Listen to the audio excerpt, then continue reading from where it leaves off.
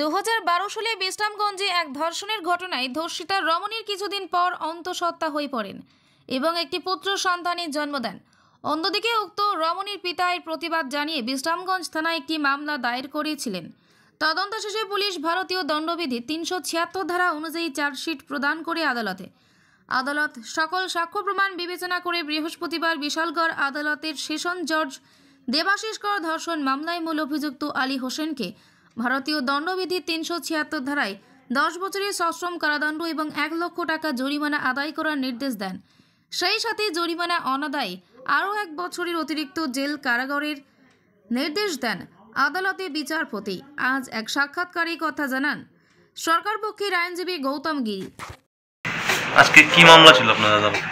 আজকে মাননীয় additional session জাজ শ্রী দেবাশিস কর একটি মামলা যার নাম্বার ST টাইপ 1/10/2016 উক্ত মামলায় একটি আসামি আলী হোসেনের বিরুদ্ধে একটি চূড়ান্ত রায় প্রদান করেন এবং রায় প্রদানকালে মাননীয় আদালত অভিযুক্ত আসামিকে ভারতীয় দণ্ডবিধি 376 ধারায় 10 বছরের সশ্রম কারাদণ্ড প্রদান করেন, সাথে 1 লাখ টাকা জরিমানার নির্দেশ দেন।